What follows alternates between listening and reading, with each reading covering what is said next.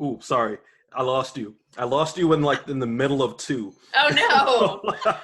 Oh no. I lost my cue. Sorry.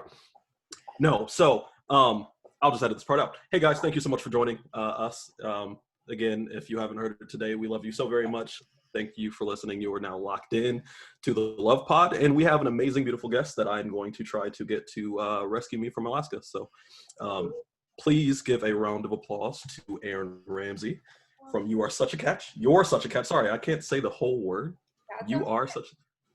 I'm supposed to say your, not you are. You are such a catch. I will let her plug herself because she can probably do such a better job than I can right now. But please, Erin, tell everyone about yourself. About myself. Oh, is this my dating bio? Yes, Erin is single and in the LA area. Well, let's not say single. Let's say Very well. Single. Like, I don't know how else do you put it. Yeah, I've been single a long time. I'm 39. I actually, you guys, it's really funny. This week I got a retainer. So I kind of feel like I'm going back in time. Like, it's hilarious. I have to show you. Okay, this is so funny. So you're showing us your retainer. I love this already. I don't have a boyfriend because I'm super awkward. But yeah, I got a retainer. It's all glitter. I don't know if you can see it, but it's super cute. Wait, they make it glittery intentionally now? I used to have one a long time ago. Yeah, a long time, like a normal person a long time ago. Yeah. That's pimping.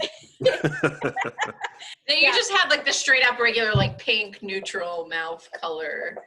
Oh no. So now it's like colored? Yeah, it's like silver with glitter. It's so pretty. I'm so jealous. It's I'm gonna go back and get a retainer. Not a bad that I don't have my hand sanitizer right now. But anyways. So that's why you should date Erin. That's why you should date me, because my teeth are gonna be straight. No, but I live in LA. I absolutely love it here. The beach is my happy place. I try to catch as many sunsets as I can. I will never take them for granted. I am a like self-proclaimed tomboy. Football is my jam. I am a loyal Chargers fan. Bolt up. I did see your intro for them. Oh, did you see it? Yeah. They didn't choose me though. Oh, well, screw them. Yeah. Start rooting for a new team. Yeah, he was cute. He was 3. Of course, he beat me out. So that's unfair. No, I mean, I'm just over here living my best life. So yeah, I have the podcast. I drop a new episode every Tuesday. But I feel like we have so much in common because we're all talking about dating, relationships, and reality. Yes. I love it. Me too. I'm a big fan. So yeah, me in a nutshell. All right. And where can people watch? We'll do this again at the end, but where can people catch your podcast, listen, follow you on social? Yeah, absolutely. So everything's at You Are Such a Catch. So I'm on everything. I don't really participate in the TikTok. The TikTok. I mean, as I'm 39, it's hard to learn new things. Yeah. I need like a 13-year-old to just like give me a lesson. But yeah, You're Such a Catch on everything, and my podcast is on all podcast players. So You're Such a Catch. You'll see me with a little rose in my mouth holding a little eggplant. Yes, it's a very cute TikTok photo. is TBD, guys.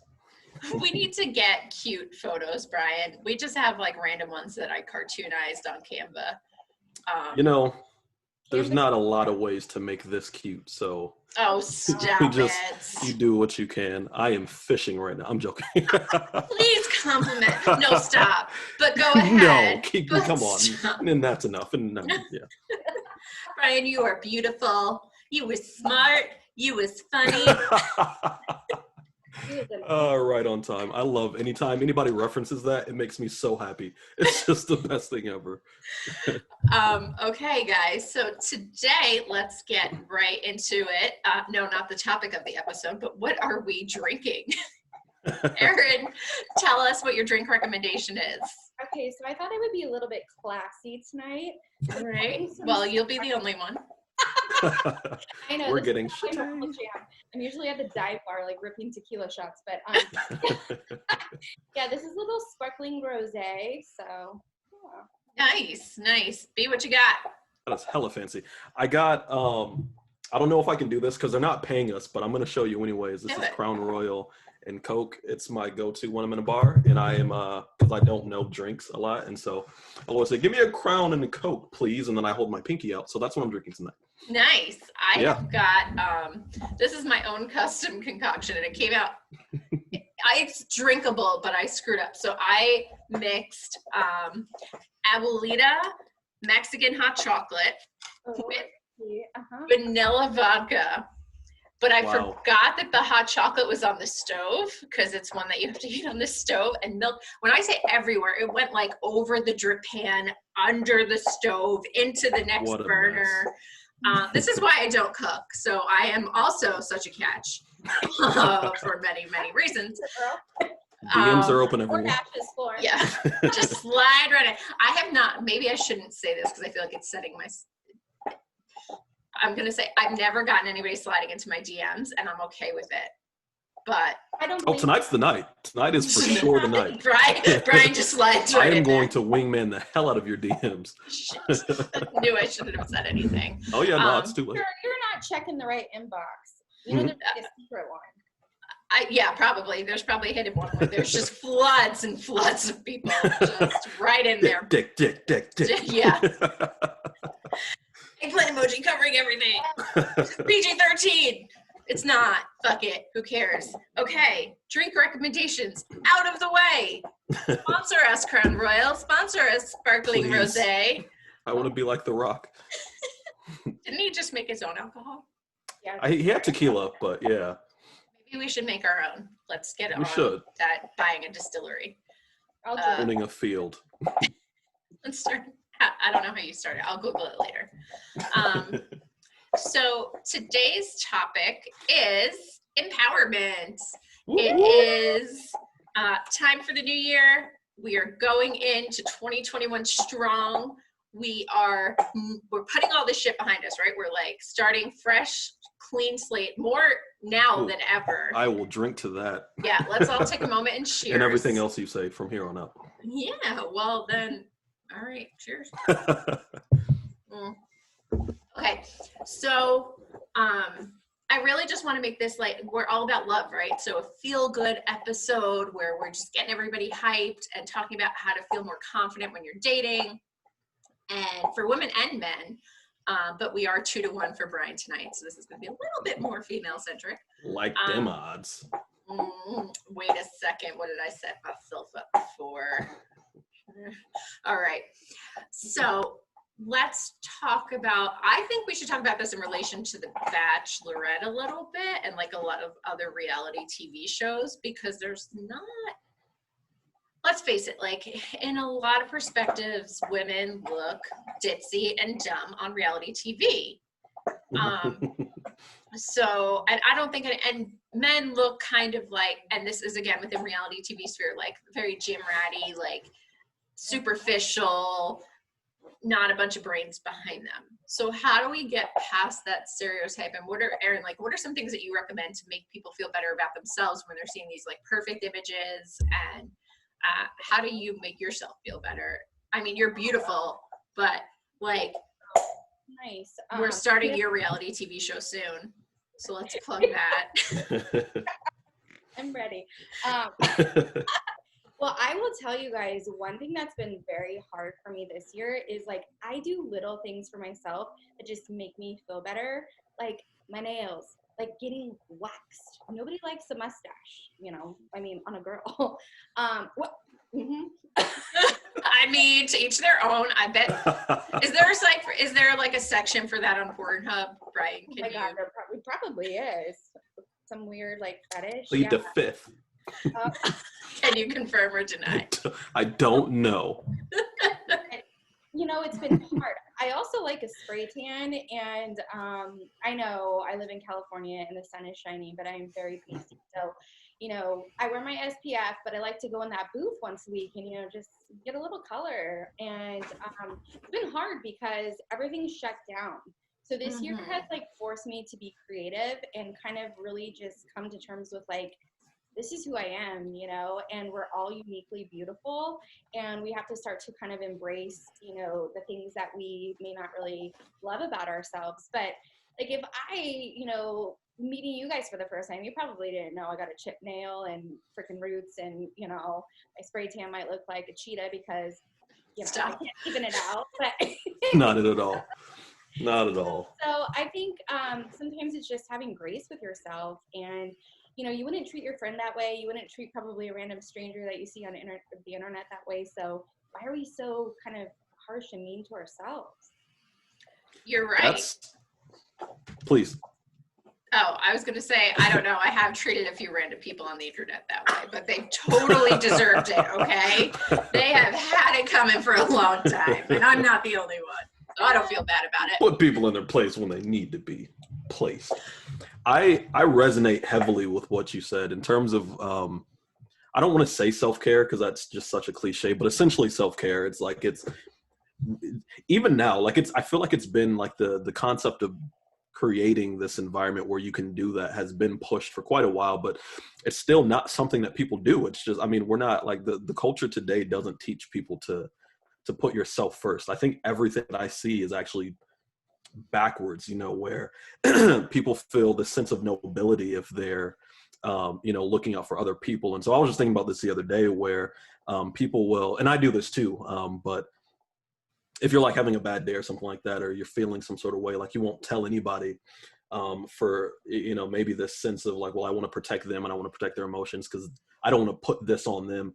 And so like, we don't take care of ourselves at all. And that just creates this like longer lasting, like deep setted effect where now my mental health is starting to take a dip because I'm always thinking about other people and I'm not caring about myself. I'm not taking time to address certain things and just doing small things like doing your nails. Like I do my nails, you know what I mean? Like if I knew how to. Yeah. Cause I don't know if you could see, but these cutes are terrible. And so like, you look on YouTube, you get yourself a cuticle kit and you just go to town. Okay. I'm going to do it tomorrow. I have a robe. It is very, culture based robe. Is it a Hugh Hefner robe? No, it's Japanese in nature. I didn't know how to say it without sounding insensitive, but it's just Japanese robe. So, but yeah, I'm gonna do that and then drink milk out of a wine glass because I'm fancy as fuck. Do you put ice in your milk? Only sometimes. Okay. Only sometimes when I like to like clink around, I'll just like swirl. Make it classy. Exactly. A milk, but make it classy. I think people struggle with this a lot. So you were saying, telling people basically when somebody asks how you are, how often does somebody actually give you the truth? Because they don't want to unburden on you or burden you.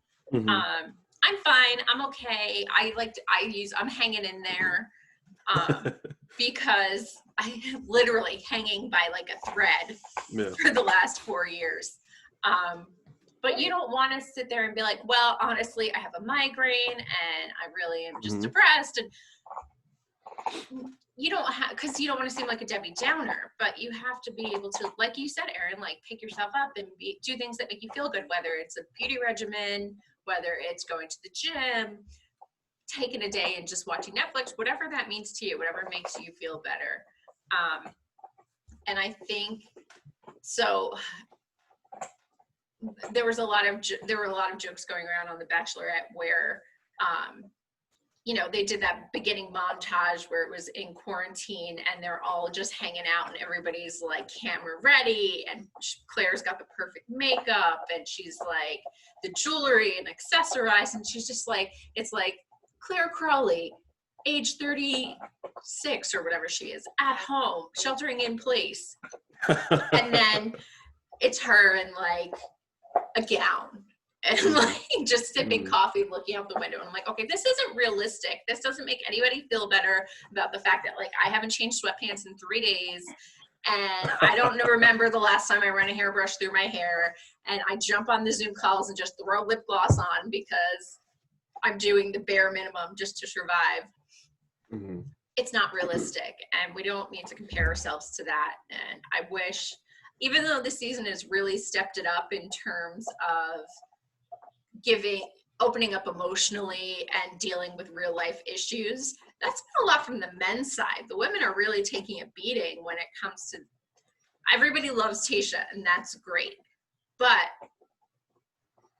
like with Claire just ragging on her all the time, and then they're always perfect and full makeup and full hair and the accessories and the gowns, and they look good no matter what. It's not realistic. So I like this season because that, you know, they're not going on the fancy dates. They're not doing all the things. They're doing real life, you know, things that we would do. And yeah, it's nice to see. I mean, it's kind of goofy and, you know, whatever, like, but I like that playful side, and I like to see, you know, it'll be interesting to see if this relationship actually lasts, because it's built on a different like foundation than the other. You're not falling in love with the fairy tale. You're like actually getting to know the person. I love that. It's true. It's true. And I mean, I hope that they do more of that going forward, even post-pandemic, and when we're out of this hellhole that we're stuck in right now, because I think they're going to get to know each other a lot better. We get to see a lot of different sides of the men, besides who has the biggest muscles and who has more packs in their, you know, abs. And yes, it's nice to look. Seeing their family on the hotel like property as well, because I thought it took a lot away from, you know, like I think about if I had to bring a guy home to my parents' house, you know what I mean? Like they'd walk in, like I'm from a very small town, and like they'd walk in and see like an antelope on the wall and, you know, be like, what the hell? And you know what I mean? But like in that environment, it's like everybody has the same playing field. And I don't know, I like that aspect, you know, and also I thought it brought just like a special, more meaningful moment, because it's COVID and, you know, they weren't necessarily going to get to see their family. So I'm a sucker. I kind of like the there was a post, I think, that Dina, you were talking to Jenny from that show. Are you the one? Yes. Are you the one? But she had made something. She'd made a post that said something to the effect of, you know, when she first saw that the show was coming out, she was a lot younger than, which I didn't actually know, but It was like 7 years ago.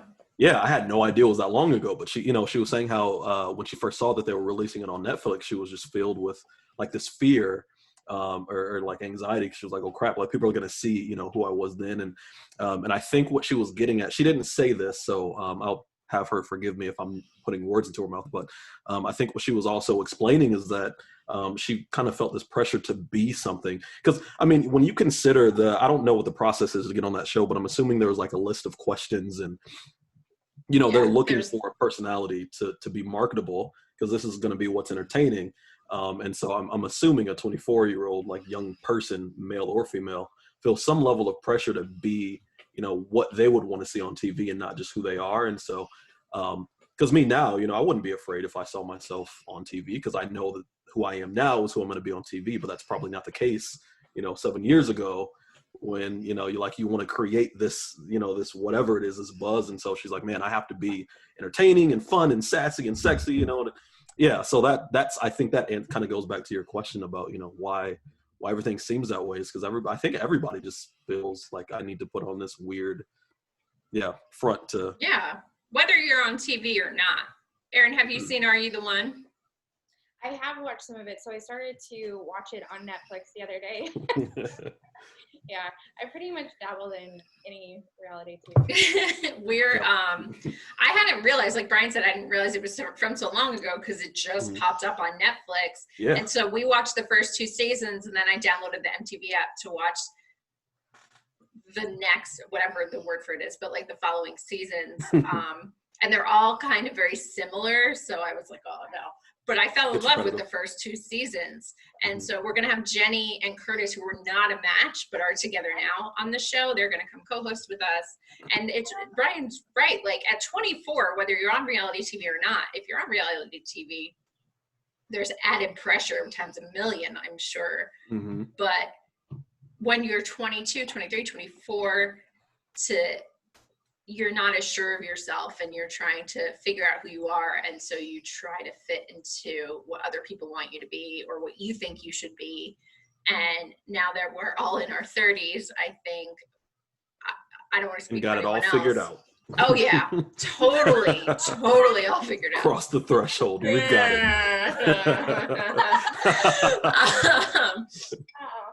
you at least, you put up with less bullshit and you feel better about it. You don't feel as much pressure. And even the last couple of years, I mean, I don't know how everybody else feels, but dating, I feel like I'm willing to tolerate a lot less, and I do feel empowered, and I know that word is so overused, but when it comes to dating apps and what I'm going to accept and not just going for whoever's paying me attention.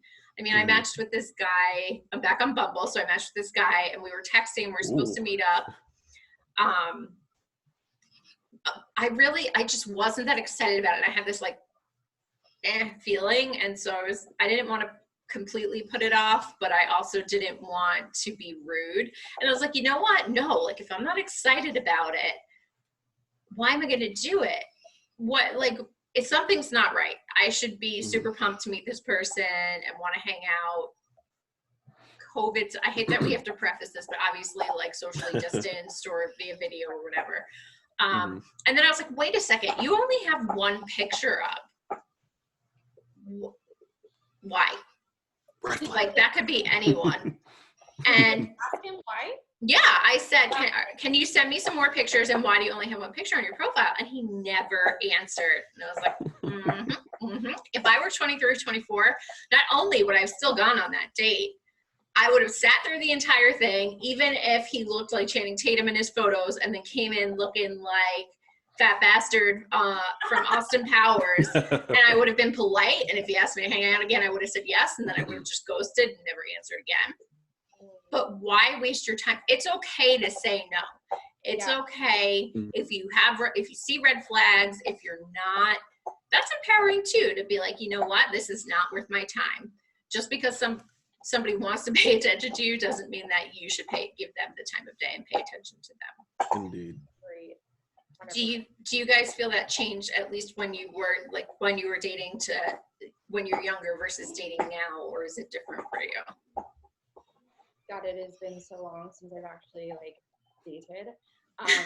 Anyone that I was like really into that was more than just like literally a date, which is neither here nor there. But what I will say is this year, on the subject of like not showing up if you're not into it, and just kind of like being real with yourself about the situation, I have tried really hard not to ghost, because I really dislike being ghost. And so I've been practicing just being upfront and honest. Yes. Which is hard, because I don't want to hurt anybody's feelings. Like, you know, that's a weird thing for me, but that's on me. But I'd much rather, if somebody doesn't want to date me or doesn't, you know, see a vibe, that they're just upfront and they say, you know what, Erin, you're a cool chick, but like, we're not. Right. I respect that. And I like go on with my life feeling much better than if somebody just, you know, deletes me from an app, or, you know, never calls again or whatever. Yeah.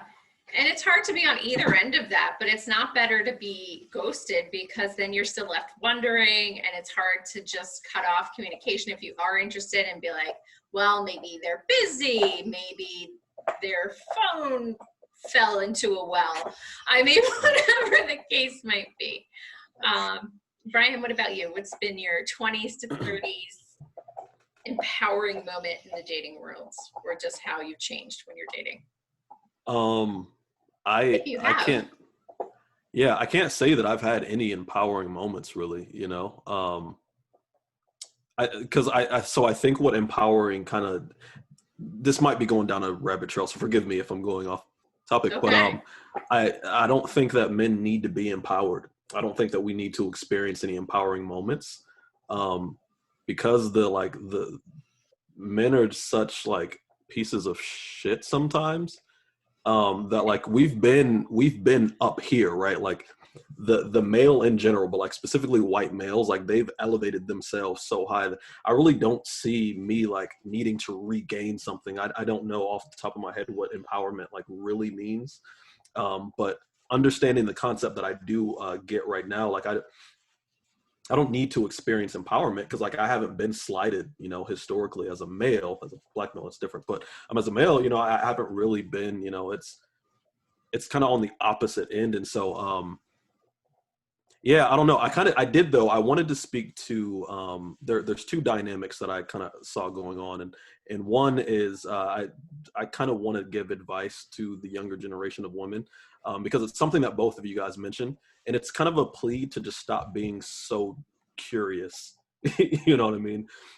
With men, there's not many instances where you're being ghosted to where it's because of a good reason. You know, like my grandma just died, my house set on fire, I had to rescue these kids, and I just couldn't find my phone. Like that's Wait, you mean that's not what happened with this guy? That never happens. You know what I mean? And so like a guy, and it's like it's so cliche, but it's very true. A guy that wants you will move heaven and earth to make that happen. You know, and it sometimes it comes off sleazy, and so there are women, like I'm not going to say that it always like looks, you know, like that gold that you know, that's the one, but sometimes his approach is terrible, but he still will like put in that effort to show you that I want you. And there's a lot of women that aren't getting that, and they will just in turn be like, well, I wonder if maybe if I just, you know, do this, maybe he'll show interest in. Like, no, you won't have to fight for it. The guy that wants you will do it. Like Dina, I gave you an example a really long time ago, and it was such a poor analogy, but it was like, which one was that? I think it was one of our first episodes, but it was about, I'm afraid to say it because I don't want Erin to judge me, and I still want a chance with her. And so it was of the lion. I said that when you put food in front of a lion, like a lion won't bat it around and play with it, like it'll go for it, something like that. But I'm glad you don't remember, because I'm not gonna. I'm gonna go back and listen. You gave me so much shit because of that analogy, because it was terrible. But like I was making a point with it. But it's true though. Like men are hunters. Now, like the analogy was based off the fact that men are hunters, and just innately, you know. And so like you won't have to like pry that door open, because the right person will hunt you down. You know what I mean? So yeah, that didn't answer your question, because I don't think there can be. Like I don't need to be empowered. I'm fine the way I am, and I think I might need to work on confidence, but definitely not empowerment. Does that make sense? It does. I think it's good that you brought that up, because I didn't want to discount just because you're part of a group, right? Like just because you're male, that you don't have experiences where you feel like you're not validated. But it is true, like we're women, and the dating world is very difficult for us. And not that it's not stacked against hard. you. Yeah, it is stacked against. It is. But that doesn't mean that individuals don't have their own experiences. And we're not saying like, because you're a man, you don't need any validation, and screw just you. me personally.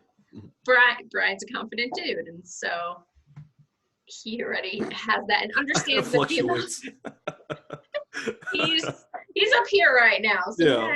Sometimes I cry myself to sleep, but it just depends. It's all about balance. It's fine. Erin, I know you've been single for a long time, but what do you look for, like when it comes to men? Because Brian's saying like he doesn't need to feel empowered, but are there certain things that you feel like lift you up as a person, whether it's like a certain love language when you're dating somebody, or something you look for if you're like swiping or starting to date somebody that makes you feel really good and gives you like the butterflies and all that? Oh, it's been so long since I've had the butterflies. I love the butterflies, but it's been a long time. I think like the older I've gotten, the more I've become like a little bit of like a sapiosexual, like the mind, you know, like I don't know. And in LA, I will say like there's so much like superficial stuff happening. And I mean, I know I touched on all of it when I was like, oh, I'm not getting my nails done and spray tan and blah, blah, blah, you know, but like I'm a girl who enjoys a burger. I like beer. Like I'm not going to eat kale and be a size double. Please don't. Nobody should eat kale. Throw it in the garbage. In the trash. Girl, preaching right now. It's just not going to happen. So like, I feel like for me, I just want somebody that I vibe with, who has similar interests. Like I'm a season ticket holder for, I think I'm going on year 8, even though I can't go to the stadium right now. Like I want somebody who just wants to go hang out with me on Sunday, like tailgate, like let's play some cornhole. Let's like eat a hot dog, freaking drink a bunch of beer, play a little beer pong. And, like, look at Brian right now. Oh, please keep going, please. Brian's like looking up season tickets to the church. Next to Erin. I have my phone under the table. But you know what I mean? Like, I think when you're younger, you're looking for definitely like, usually have like a type, and there's like, a certain like aesthetic, or you're like, oh, is he hot or whatever. And I think now I'm like, does he have a job? Does he have a job? Does he make me laugh? Does he make me snort? Like, I'm so simple and so easy to please. Like, it's not that hard. Yeah, but Brian's like, I got you. The swiping is like, ugh. I'm a little bit over the swiping. Is anybody with me? Yeah. Yeah, yes and no, because I don't know what else to do. I don't go out. I don't know. I actually start sliding into DMs. No, well, okay. So there's two things. One is like I only go on the podcast accounts, and so it's like, who the hell is this logo? Just sliding on in there. Like, who are you? What is this? We're changing it to our face tonight. We need better. I am not going out there with those pictures. You have to be comfortable with maybe just giving us a picture like this, or just like a little bit of like something. Yeah, just something. Work it, girl. No, we're not. I was thinking, so Erin, I was looking at your picture with the rose, and I was like, it would be really cute if like Brian and I, because obviously we can't be in the same place, but so like Brian's holding out a rose, and then like in my picture I'm like going to grab it, or vice versa, like something cheesy like that. Alexa, my dog. When the bride and groom haven't seen each other yet, like the whatever you call it, and they're behind getting wedding dresses. Yeah. Well, you don't need the wedding dress, but No, Brian can wear it. Brian will wear the dress. I'll wear the shot. I got ashy knees though, so it's gonna have to be a long gown. It's fine. It's fine. I can't do it. Yeah. Yeah, we need to have a better promo picture or something, but that's neither here nor there. Yeah, I am tired of swiping, but then it's like, okay, but realistically, pandemic or not, I'm not hitting on somebody when I'm out in public. And why? Oh God, that's so embarrassing. I don't even want to film this video right now. Do you know how long it took Brian to convince me to like turn on the camera and post these to YouTube? This is just our second time. And I wasn't the one that convinced her, by the way. It was what was it? It was like something happened, and I was like, yeah, we have to do video. It was the last podcast people. I don't remember. The why? Yes, the why. Yeah. Yes, Matt Thomas. No, that's someone else. Too. I haven't done video for very long either, but girl, I think we got to get you out there. Just stranger danger for a little bit. Listen, I've been hitting on her for a very long time. He has every episode. He's doing it right now. Every episode, yes.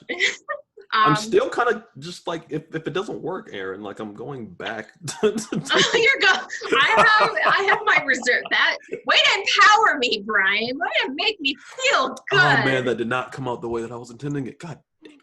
Anyway, yeah, and I've had my share of stranger danger, and it was very, very, very dangerous. So.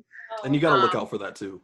Yeah, I've been very gullible in the past. So. But I mean, Brian, if Dina were to like approach you like anywhere, he doesn't count. Well, whatever. But okay, just a girl in general is. I think guys would like that. Like, I mean, I will tell you this. Like, anytime I ever do it, I mean, at least my face. At least to my face, nobody's ever been like weirded out. I mean, I can talk to a brick wall, but like the more I do it, the more I really am like, this is the way for me. So I'm in DMs. I'm like on the NextDoor app, like to my. Oh my God! Stop! Stop! You're going on NextDoor and hitting on people, Erin. You've been locked up too long. This is not okay. I can tell you. Nice thing on like Black Lives Matter, and I was like, oh, he's like well spoken. He knows like the difference between like there, and there. Like that's where the bar is. Right. I am telling you. I think he lives like very close by because he's in my NextDoor app, and so I hit him up on Instagram and asked him out to coffee. What did he say? He said, what would we talk about? And oh my God. And then no, this is good. And so then I was like, okay, that was an interesting question. So then I decided to become a detective. And so I started Googling him, right? And then I was like, oh, he's a lot younger than me. Because these are the things you don't know when you hit up on somebody on NextDoor. You don't know their age, or like the relationship status. So it's like, oh, he's like 26. So I just wrote back like something like, oh, I liked, your writing, da-da-da. I thought we vibe. A couple weeks later on NextDoor, I see an update from my boy. I'm all excited to read what he's got to say. He proposed in Dubai to his girlfriend. Oh, no. Pandemic. And that's why I don't hit on people. In Dubai? Like, yeah, it was I would have tried to get with that guy. Like, you can go to Dubai and just propose. Like, that's a thing you can do. Not during a pandemic. You know what I'm saying? Like, he did. And that, folks, was the first time he ever posted his chick on his Instagram. Because I love that way back. You're when Instagram started, you're like down into the first post. That's weird. I'm not usually in like a state to like physically approach people or be approached when I'm out. Like I have horses, so like there's hay in my hair, there's hay everywhere. I don't wear makeup when I go out unless it's like a super rare occasion. I am wearing like sweats. I probably have food stains on my shirt. Like it's just not a cute look. And there's a general principle with men. There's a very general principle, and it's that when we approach women, there's certain things that we have to keep in mind, right? Like I need to be aware of how I smell, how I look, how I'm talking, like my body language, like everything needs to be I don't want to say perfect, but like in line, right? Like I have to present a sellable product, right? Like this is something, like product that I'm presenting you is something that you should feel comfortable receiving and saying, I want that. The opposite side is not true, right? If I'm approached by either one, I'm like, all right, cool. Like, you know what I mean? It's almost like I don't need to, the idea of not needing to do that work is very attractive. What you have to be concerned about is the long-term effect. And so I talked to Dina about this, and this is actually where that, it's where the analogy that I talked to her about came into play. And it was that when you put something in front of a lion, like, and it bats it around, but if it's not moving or like reacting, then it kind of gets tired and just kind of like loses interest. And that's why you didn't like it, because now that I'm hearing it, I'm like, that was a terrible analogy. But it's starting to sound more familiar, and I'm trying to hide my dog's paws from like just popping up randomly on the screen. I saw that it was so cute. I got distracted. I was like, oh, I wanted to say something, but I was like, I'm like, no, it's we're just gonna stand like that. No, okay. The process of so a woman approaching men is cool, and it can work, right? Like it can produce long-term positive, long-lasting effects. The odds of that are a little bit lower, though, and I'm not going to say I don't want to give a number, I don't want to give a percentage, but just in general, because I was created to seek after someone else. If that person then comes to me and removes that mystery from it, yeah, I'll still be interested, but the odds of me like being interested long term may waver. And this is what, and I had to like clarify it to Dina, because I know that sounds terrible, and it's not a conscious decision that I'm making. It's just something that I personally have found with women that come to me and they say, I'm interested in you, and they pursue me every step of the way. I found that I'm like, man, this just isn't there's just nothing there. Like you showed me all of your cards all at once, and it's like, what I do with that? You know what I mean? Like there's nothing left for me to pursue. And so I find that I lose interest. Now that doesn't happen every time, and that's not a formula, but that's what you risk. And so I think that women definitely need to do some pursuing just to work on their confidence. To find out who they are. I'm not confident when it comes to dating.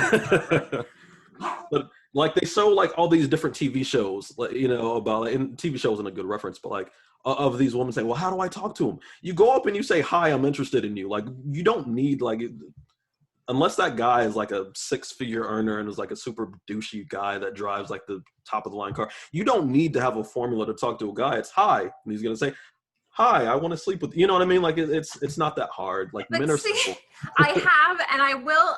So I have my service dog. I have Jake, and he gets a lot of attention, which I love and hate, because sometimes it's really helpful, and sometimes 99% of the time it's not. And I just want to be left alone, and I don't like the attention. I like to just fade into the background, and he's 90 pounds, and you just can't do that with a 90-pound dog. But I have used him as an in if someone if I find someone attractive or, you know, they stop and pet the dog and I'm like, oh, hey, and it never goes anywhere. Cause I won't be directly like, hey, do you want to go out for coffee sometime? I'll just try to hold a conversation. And it's like, okay, have a good day. I mean, I was at I think I talked about this in the podcast. I was at the bank once and I had left my phone in the bank. I was at like in the teller's, not the teller's office, the other people that have offices. I don't know what they're called. And I left my phone and it was like the front office. And I was like, God, I really don't want to have to get him out of the car, unbuckle his seatbelt. Like, it's like a kid, right? Like, you got to do all these steps just to run and grab the phone. And so this cute guy had just pulled up in a Jeep and I was like, bingo. So I knocked on his window and I was like, hey, I'm so sorry. Can you just keep an eye on my dog? I don't want to turn off the car. It was still like the summertime. It was pretty hot here. And I just need to grab my phone. Yeah, okay, no problem. Go, grab the phone, come back out.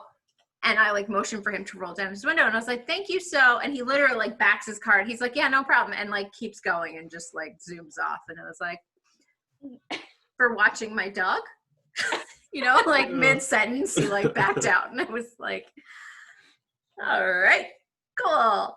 So I'm not being obvious about it whatsoever, but I will try to start conversation. But yeah, it's that fear of rejection and that lack of confidence where I'm like, Do either of you watch Drake and Josh? Or have you watched no. Drake and Josh in the past? Can't say I have. There was a clip where Drake is the guy that like always got girls, Josh wasn't. And so he said, in order to get a girl, I want you to go compliment her on her shoes and then just walk away, right? And so he went and did that, and he was like, hey, nice shoes. She was like, thanks. He was like, all right, cool, bye. And then just walked away. And so she came back after him and was like, wait, is that it? And he was like, yeah, I just wanted to say you had nice shoes. And that's how like they started a relationship. It's a TV show. Again, I don't want to reference a TV show to like equate that to real life, but I did that before. I tried it. And there is this, I'm not saying that's what that guy did, but I like for a time I got into the headspace where I'm just going to be comfortable talking to women, not to try to date them, not to get in their pants, not to do anything other than just talk to them. Because I think a lot of women have gotten used to the fact of a guy just approaching them for no reason other than just to, you know, have sex with them. And so for a good long time, about a year or more, I would just approach a woman and say, hey, how's it going? You know, it's good. Like, what you up to today? You know, you look cool. I like that shirt. I like that jacket, whatever it is. They say thank you. And then I peace out, right? Just because I want you to know what a healthy interaction with another male looks like, where I'm not looking for anything.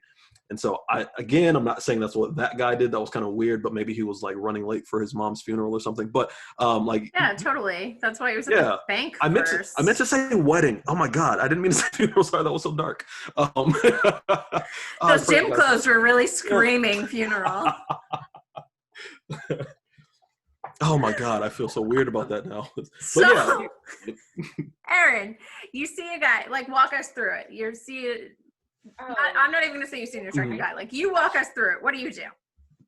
Ooh, okay. So I'm trying to think of the last time. Dig deep. Like go back in the day.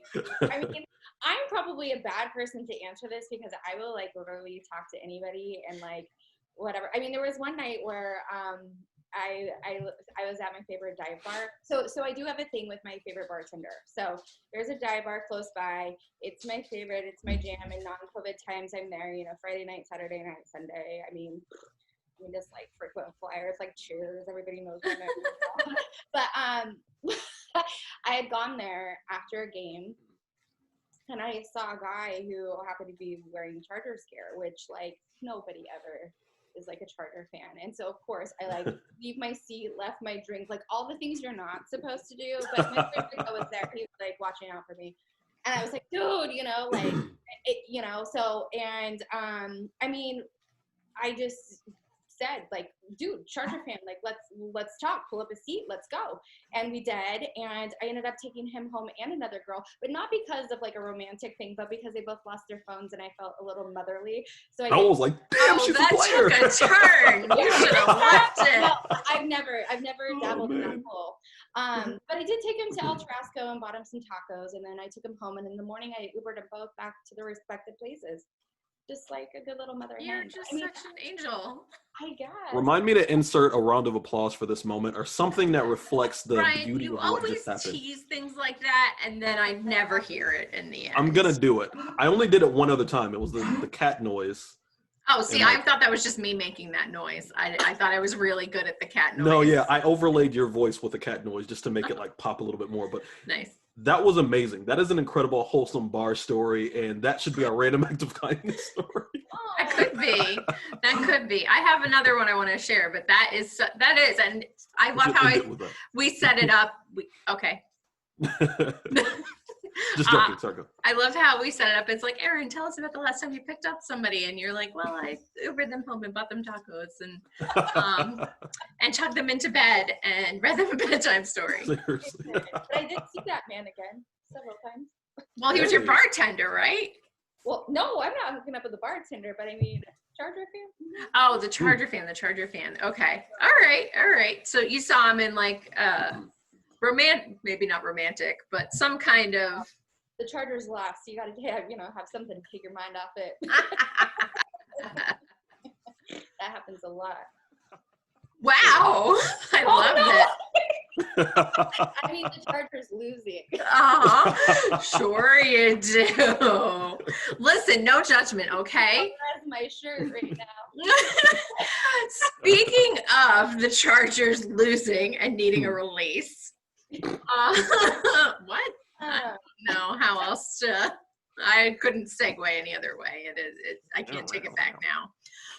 Something Erin and I were talking about before Brian jumped on that I want to go back to kind of like wrap this conversation up is it's quarantine, right? Like it's been a long 9 months. I could have popped out a baby by now. Like thank God I haven't, but yeah, like how is everybody else handling these, like, I'm so horny, I'm not gonna lie, and like sometimes I just don't want to use a vibrator. Like, what do you do? I don't want to slip into bad habits and like go back to the ex. That was not the I don't want to fuck you I can't. Oh. No, I was talking about me. Not you. Every Thursday night. We record on Fridays. So like, what do we recommend? Like, cause I think it is very empowering if you make that choice. And even if you know there's no long-term potential to just hook up with somebody sometimes. And if it's just a physical thing, it's just a physical thing. But how's everybody doing in quarantine? You know what I mean? Please, Erin, answer this question. Oh, you guys. Oh, okay. So this is like total confession. I'm in the confession booth, and I do not know what this man is going to think about it, but he knows his name. He knows his place. So right before lockdown, okay, this is a true story. I've been drinking all day. Not at my favorite dive bar. All day, though. All day. And somehow I found myself at the bar by myself. And I do make a quick friend, so I was talking with the bar back about being single. I mean, why not? He was giving me advice, and I said, well, I like a black man. And he said, okay, what's the problem? And I said, yes. And I said, well, there's not a lot over here. Like, in this area. Like, there's a shortage. And he said, I bet you within the next 7 dudes, a black guy walks in the door. Shook on it. The law of averages. Come on, man. That's an easy bet. That's he's like, there's out of every 7 men, 1 is black. We're in fucking LA. Like, what are the odds that another black guy walks in the door? Like, what? Likely. Like in her most. What part? Wait. Okay, I was gonna ask what part of LA you're in because it really does depend. Not likely. Hence me pouring out my heart and soul after probably like 12 vodka sodas to the nice bar. And so we made the bet, and sure as shit, number 3 walks in the door. So move my seat, go sit. You just cost me a bet, dude. Like, you just cost me a bet. So his buddy bought me chicken fingers and like a gallon of ranch. I was in hog heaven. I might have taken him home that night. Like, I don't even remember. I'd been drinking all day. And wait, you took home the black guy, right? Guy number 3? Or guy. Okay, you could have been the bar back. I don't know. Oh no, that bar back was not my jam. You know. Okay, all right. You know, to each their own. But he was not my jam. And like the funny thing about this night too is my phone kept ringing, and so I was married. Like plot twist, she was married. Like you know. So I bought him tacos and sent him home. Yeah. Oh my Lord. But you guys, my ex-husband has not called me in like ages, and on this particular night he like called back to back to back to back, and this dude was like, aren't you gonna get that? And I'm like, no. And also I can't say his name, but I really want to tell you guys his name like after, because you'll just, what does it rhyme with? It adds to the story. What we do when we want to refer to names, we change their name and we put a P in front of it. So let's call him Penry. Or Patrick. Okay. Is it Patrick? Okay, well, we're talking about that already has a P. Hopefully there's no legality. I mean, it's public record. So his name was Pestme Butts.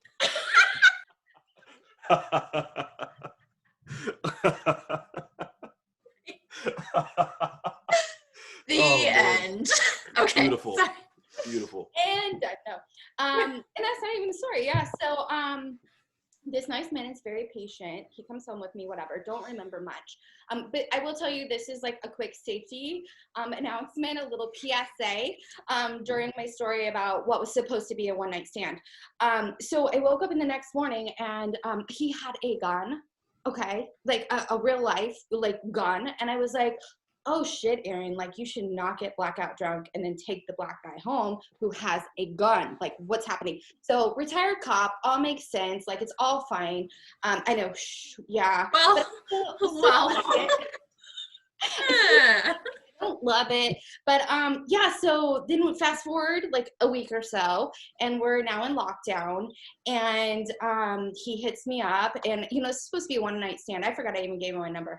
And he's like, well, it's COVID times now. Like, obviously, we've, like, you know, taken in each other's germs. And I'm like, well, I guess we did. And then he was like, well, what do you think about me coming over? We've taken in each other's germs. It's only the logical thing to do. Yeah.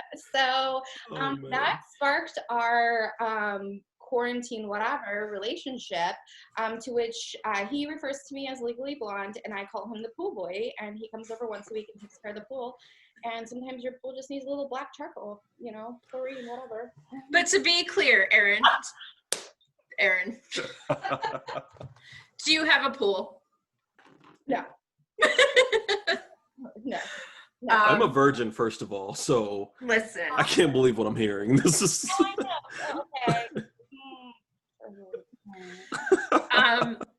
So that he does have a valid argument there, because if you already let somebody into that bubble during quarantine, it's just convenient. Yeah. And the problem is I've only let my exes into that bubble during quarantine. And it's not so convenient. I don't want to go back there. You don't want to go back to tricky. Yeah. So, you know, fine lines. It is. It's rough. There's this very unfortunate quality. It's not a quality. It's a thing that exists in men. Well, boys, I should say. But it's like this weird sense of entitlement. One, a lot of them can't. They have not been taught how to handle no. But then also, if I've had access before, then like a video game, once I access this level, that level's always open. That's not the case, right?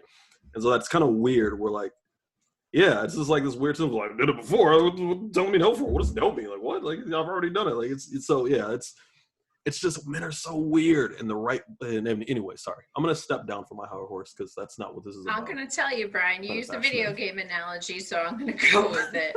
You go back to that level and you fail, you lose a life, okay? Just know you got 3 chances. So if you go back to that level and you don't hit where you want to hit, you don't jump the right jumps, You got 2 more chances, fucking okay? Kill you. I will murder you. She will kill you dead. No continues. There's no cheat codes out of this. Do not save game. So dead. The end. I set the whole console on fire. Oh my God. I'm sorry. I should not have taken that in the direction of murder. This is a love pod. This is not. Which, speaking of murder, because we're so positive here, I listened to My Favorite Murder. It's a very good podcast if you haven't checked it out. And they talk about murder, obviously, and give advice. And one of their original catchphrase is stay sexy and don't get murdered. So Erin, when you were telling that story and you were like, and then I saw he had a gun. I know. My first thing was like, I need to tell her to listen to this podcast because they give advice and it's like, don't do all the things that you did for all the reasons that you did them. Yeah, I will say that was like one of those moments where you wake up the next day and you like, after you like put your hair back in place and like become a human again. Even though you ate the chicken and the ranch, like you're still, you know, where I was like, whoa, like, no, like I'm not in Kansas anymore, you know? Yeah. Like, careful what you do. Like, I just thankfully I got lucky. Like he is a great person. Like we are totally cool friends. And I will say, like, the nice thing about this is like during COVID when times were really, really rough, like it wasn't necessarily about just that. Like, I mean, we like, he will legit murder me now, but like we colored one night and like we did bonding activities, which I will tell you just like escalates, you know, it's like great foreplay to color before fucking you. romantic. You know Holy shit. Yeah, right? Like we did puzzles, you guys. I mean. Okay, it sounds like you two are dating though. No, we're not. Yeah. No, for sure. Absolutely not. Nope. That is some like I'm trying to deposit my kids into her type of activities. Like, oh no. He like, colored with you. He didn't murder you when he had the opportunity and you were passed out. All good things. Sounds like you're a couple to me. Sounds like you're. It's more like I'm trying to help him on his dating apps and vice versa. You're very nurturing. I get that feeling from you. I do want to be a mom, but I mean, my time, the clock is ticking, tick, tick, tick, tick. We're actually going to talk about this next month with a fertility specialist, but have you thought about that, like alternative ways to become a parent? Because I'm pretty sure I don't want kids, but then I have moments where I'm like, should I take steps in case I do in the future? So is that something that, if it's not too personal? Oh, nothing's too personal. Obviously, I just told you I took a man home who had a gun and before I did it. Yeah, no. So this is like the biggest struggle I have in my life right now because ever since I can remember, I wanted to be a mom. And because I married young, like, so my whole situation with my ex was, you know, we got married. We had dated for 4 years. We were married for 3. We were good friends. Like, you know, it was fun when we were in our 20s. Like, he liked to go out and party. I like to go out and party. Like, it worked, you know? And then you realize that that can't sustain you as time goes on. And so we got divorced basically because one day he decided he didn't want to be married and he didn't want to have children. So for me, that was such a, like, you know, bomb to the yeah, that's a big thing. You're like, okay, well, what are we doing here? Because I've always wanted those things. And then, you know, obviously it takes time to heal and, you know, kind of pick up the pieces. And like, for me, my whole family, nobody's divorced. So I was like the first person to get a divorce. So there was a lot of like feeling like I failed. And then when I finally overcame that, I jumped right back into another like not so healthy relationship. So here I am now, and it's like all this time has passed and I didn't freeze my eggs. You know, I didn't put, you know, forth a plan or anything. I just always felt like I would meet the man and then it would happen naturally. And so now that I'm like here in this position, I'm kind of just like trusting that that still can happen. And if not, I mean, I will adopt or have a surrogate with, I don't know. I mean, people have offered me their sperm, but I have a ideal like little baby in my head too. Like I was going through my Instagram, you know, like the explore section with the pool boy the other night. Like I don't know, scrolling, and he was like, "Why are all these like cute little like mixed kids?" in your explore section, Went down the rabbit trail. I was like, oh, I don't know. But like Instagram knows me so well. Like cute mixed baby, double tap. I like it. Like, You're like following the mixed baby hashtag on Instagram. Are you hoping they look like Blake Griffin? Is that like your? No offense, Blake. Oh, Blake, she said your eyes are too close together. No, because he listens to this podcast. He does. Oh, man. I promise you. My Me and him are contact really just, good friends. there we go. Yeah. I just wanted to say, Erin, this is I'm not gonna comment like on your like physical looks because like whatever, you know how you look. Good. I'm trying to, so I'm gonna like I wanted to say something. I didn't want to preface it by saying like you look amazing, like you look this, because that's not what this is about. When someone who is clearly Dina.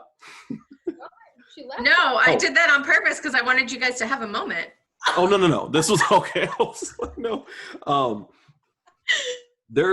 So like I want to say it how it came to my mind, and I don't want to lose it because sometimes I get like words for people, and I don't want to like muddy it with my own opinion.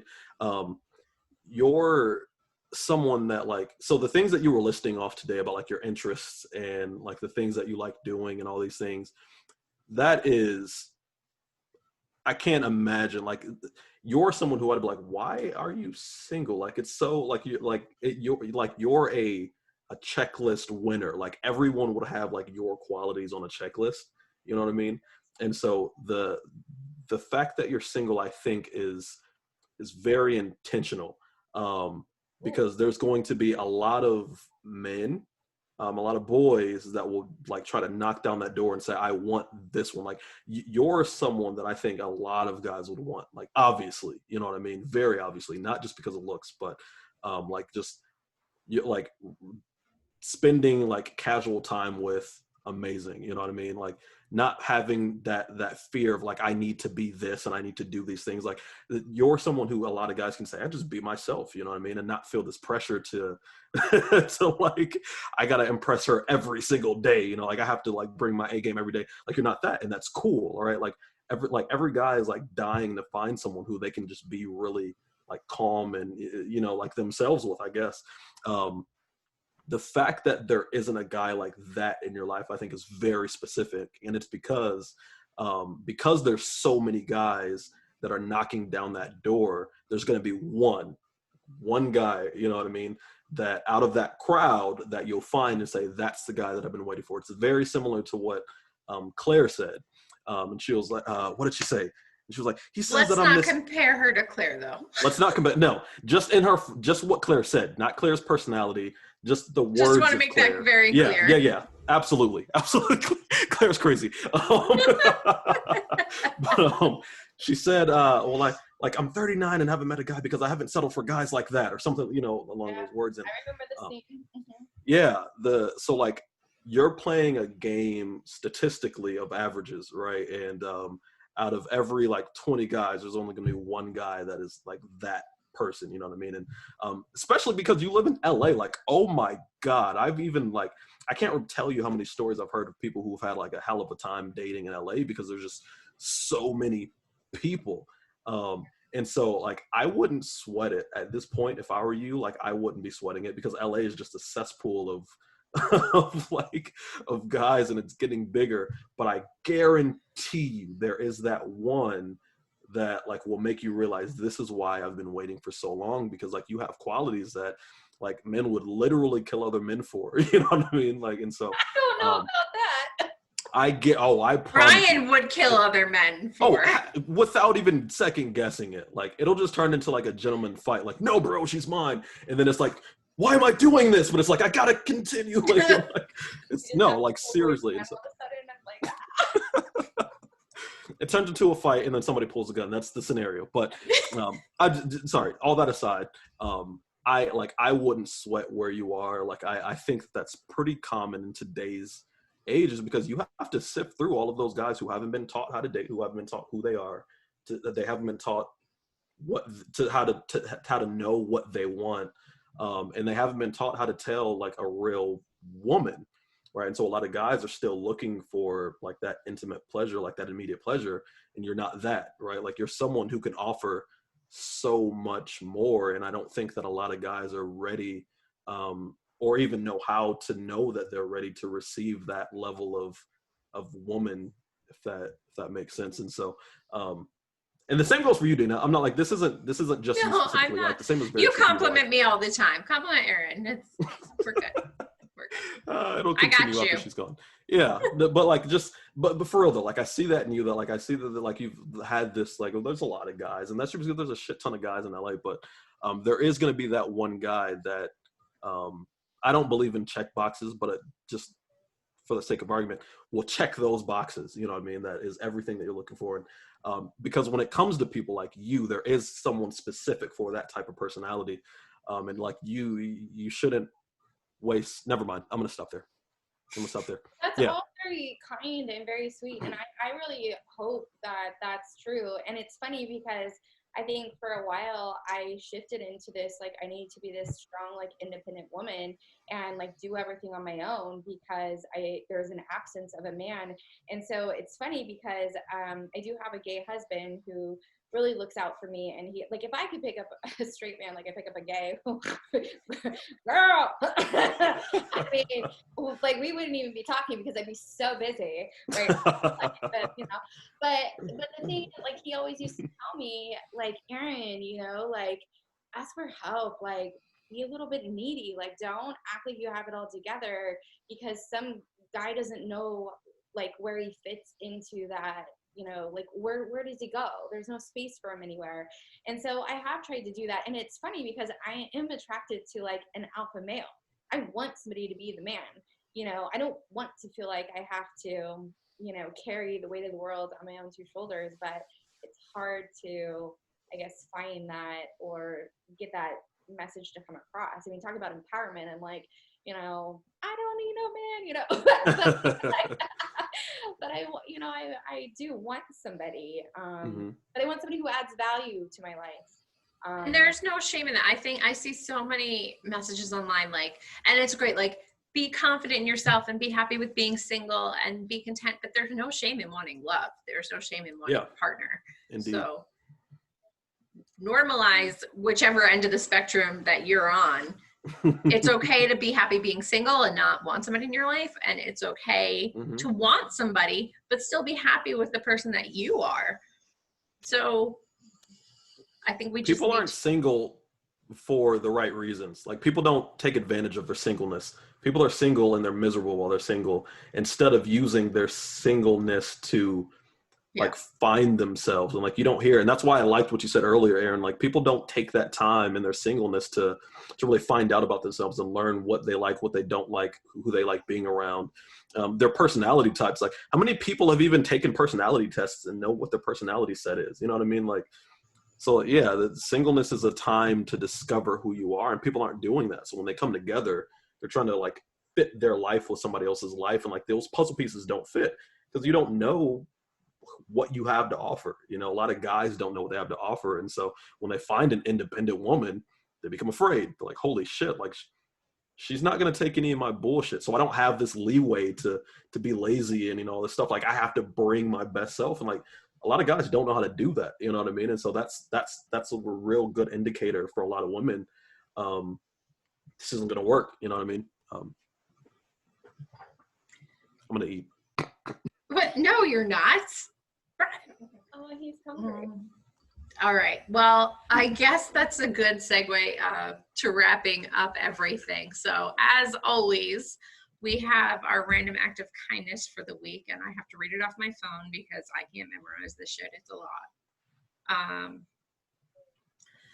So this goes along with all the feel-good pandemic happiness stuff that we've been talking about, but it's completely unrelated. So this is from Kelly Victoria on Twitter. Her Twitter handle is Says the Fox, and it's kind of long, so I'm going to try and jam through this as quickly as possible.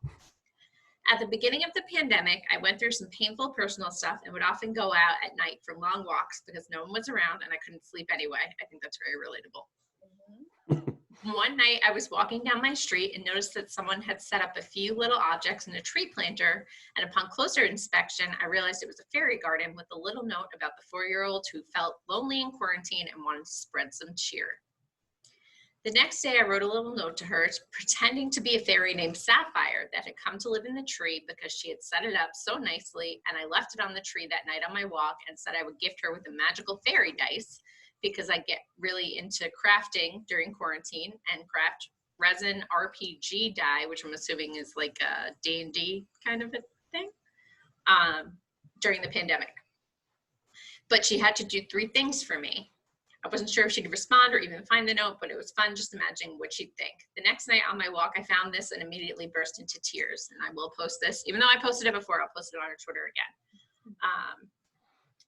So it's a little note saying, Dear Sapphire, thank you for the note in my fairy garden. I did the things you asked. 1, send mail to 5 of my friends and family telling them nice things. 2, deliver birthday things to my friend for his birthday today. 3, I picked up trash and recycling around our neighborhood today. I left the table and I swept the table. She did something to her dinner table and helped mommy and daddy with chores and with my baby sister. I'm so excited for the magical lucky dice. I am so happy you live in this tree. I made a picture of 2 piggies for you because they're my favorite. I hope you like it. I love you. And I promise to be kind and brave and always help those in need. Love, Eliana. So the story goes back and forth. She left her the day, she left her another note and left her phone number so the parents could contact her and let her know that she's an actual normal human and not some creep stalking her child. And they correspond back and forth, and the mom gets into it and starts giving her information about Eliana so that she can customize the notes and the little gifts that she's leaving. And they exchange pictures of pets and this whole thing. And eventually, they have to move. The mom and the daughter of the family have to move. So Eliana lets Sapphire know that they're leaving the fairy garden because she has to move, and Eliana was having a really tough time with it. So this is during the pandemic again, so they wanted to be safe.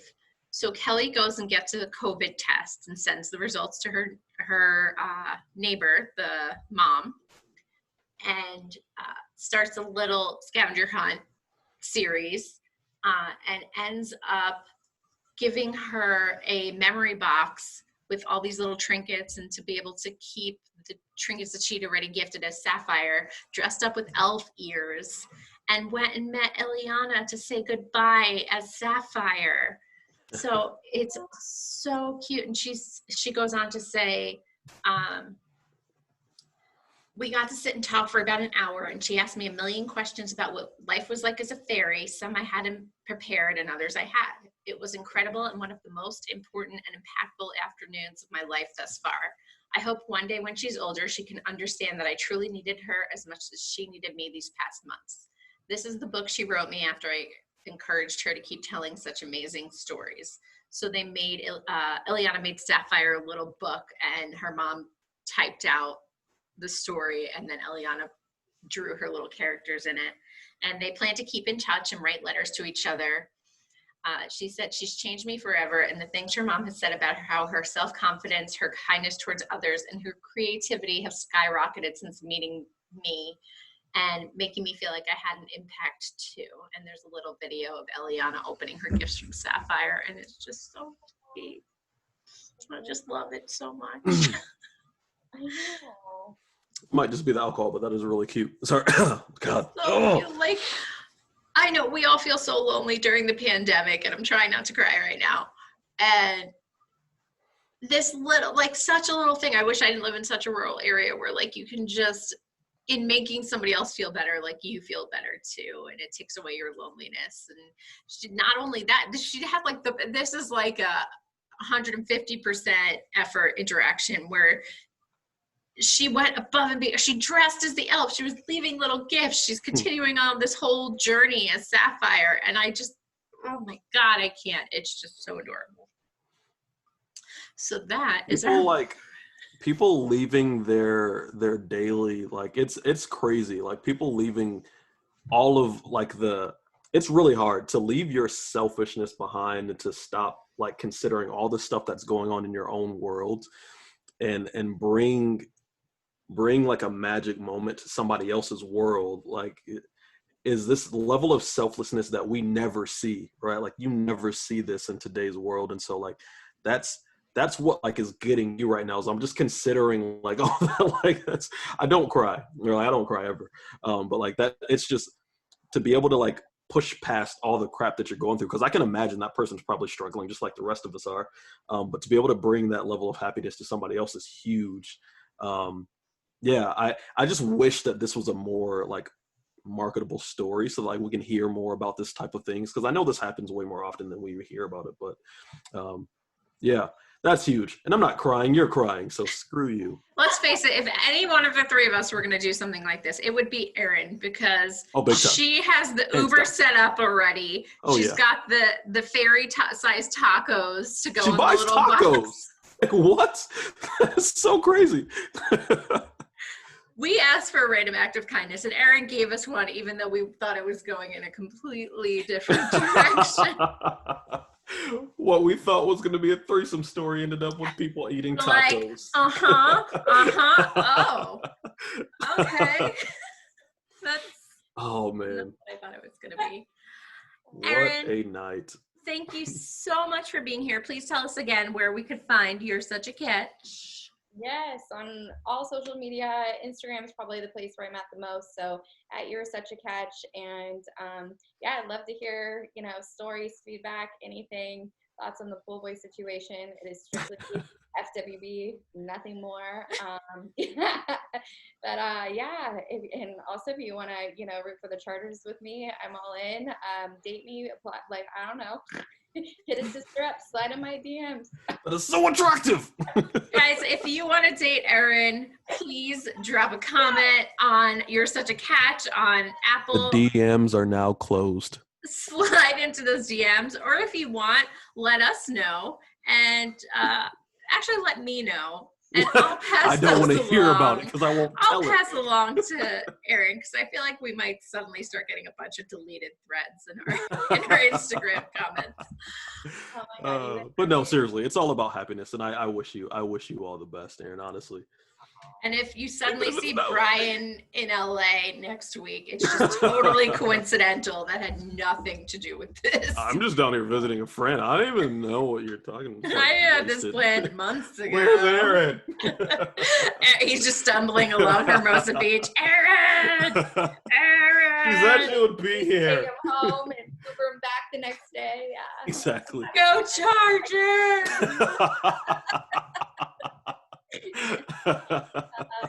It's funny. You guys are the best. Oh Thank my you so God. much. Thank you, guys. Thank you for joining.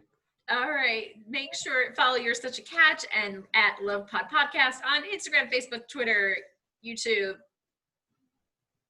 Apple, every other place Spotify, that has all the places.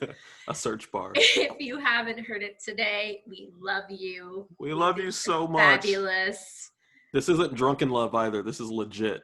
It's both. It's a both. little bit of both. I'm a little bit tossed, but We will see you in the new year. I like how my voice cracked there. Bye-bye. in the new year. Oh, is this your last episode then? Yeah, we do one every 2 weeks. So this will go out Wednesday. I am going to edit this tomorrow. I'm going to hold you to that. Well, I got to finish homework. I got 2 more days to finish homework because I've gotten like a 2-week extension because of COVID. And I had Let me stop recording real quick.